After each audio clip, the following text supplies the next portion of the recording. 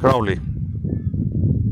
In this video we will discuss this card in the Thoth card deck, and I will use this paper by Matthew Fletcher, the cardinal impulse of names from 2021, to highlight this card.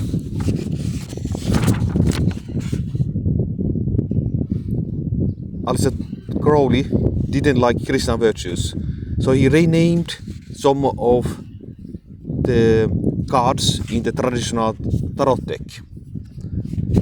For instance, Trump 14, Crowley changed from Temperance to Art. Let's read from Fletcher's paper from 2021. In the renaming of the Trump numbered 14, Crowley rejects the last of the three cardinal virtues that had found their way into the tarot. As noted, Temperance was often paired with fortitude in the battle against the temptation exerted by the sins of the flesh. Alcuin, discussing the characteristics of Temperance, poses the question, and is it not Temperance the distinctive trait of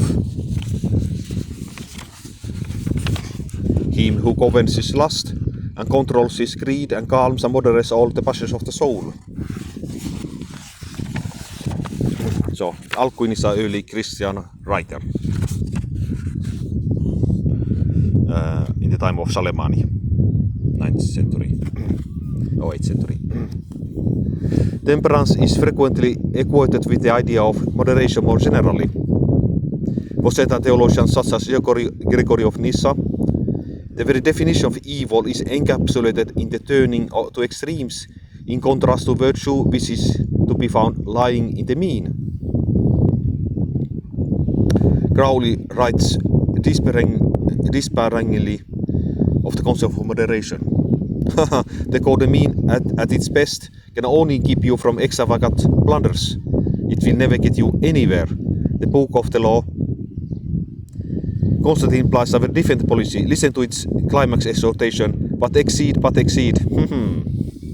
Crowley's desire to change the title of the card was therefore a necessary corrective to what he regarded as the leaching of old aeon morality into secular ethics. By the 19th century, the word temperance had also acquired a further meaning, that of moderation or complete abstinence from the consumption of alcohol.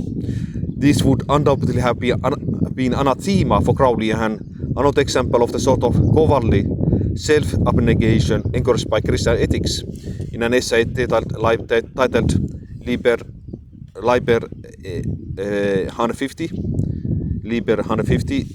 De Lege Libellum, he writes, "The sot drinks and is drunken, the coward drinks not, and shivers. The wise man, brave and free, drinks and gives glory to the Most High God."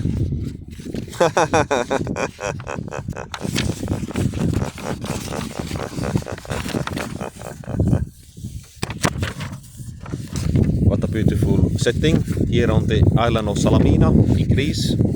In front of me we see the city of Megara. I am on Salamina. In December 1939, 3 months after the start of the Second World War, Crowley published Temperance, a tract for the times, a collection of rowdy drinking songs designed to look like the wine list of an expensive restaurant.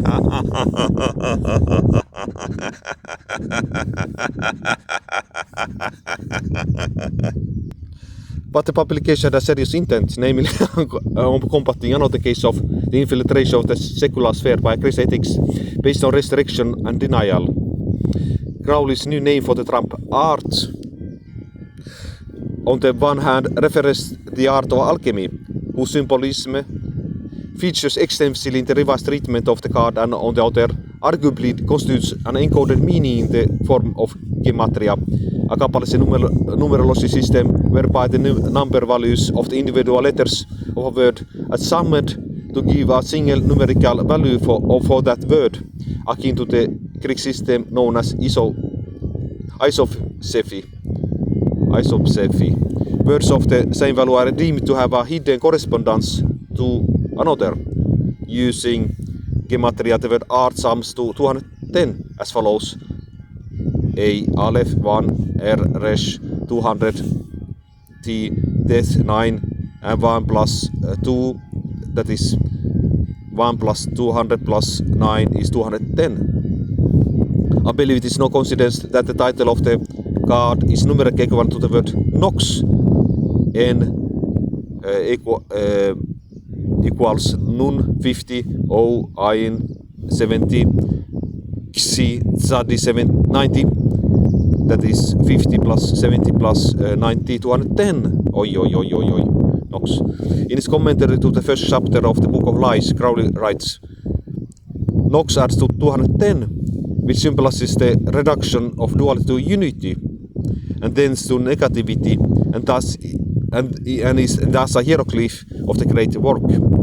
Traditionally, the cardinal virtue of temperance is depicted as a woman holding 2 jars. One containing water to the wine represents the dilution of wine with water, a symbol of moderation. Crowley neatly reverses the image. Rather than 2 jars, there is 1 cauldron. And although there is 1 figure on Crowley's card, it is clearly an androgyne formed of 2 parts. It depicts the mystical,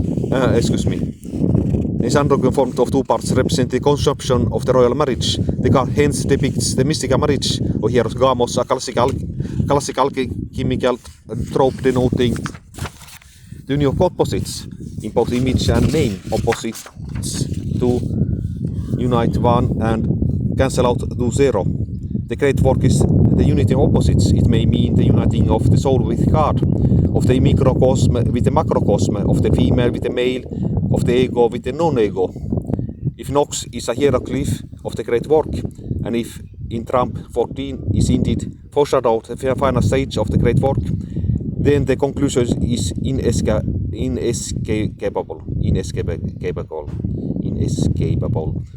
Access to the higher grades of initiation lying above the abyss, arguably one of the key innovations of Crowley's system of magic, relates to the uniting of opposites leading to the mutual annihilation.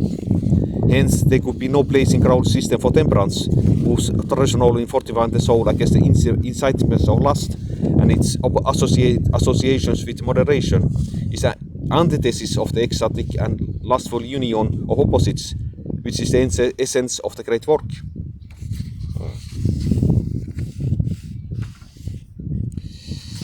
So, I will put a stop. This was the reading of the cards for today. Today is 8 of 6 and we were on Salamina.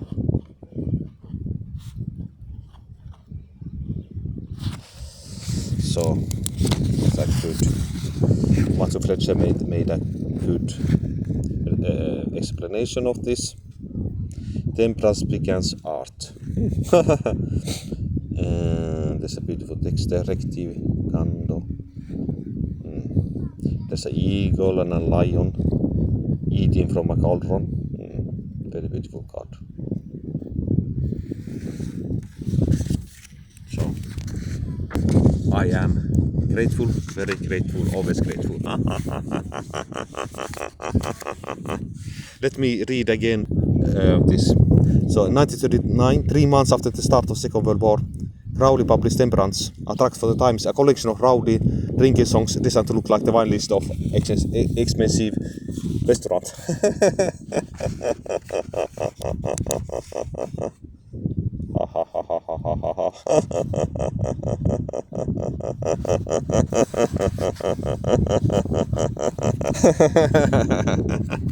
Thank you.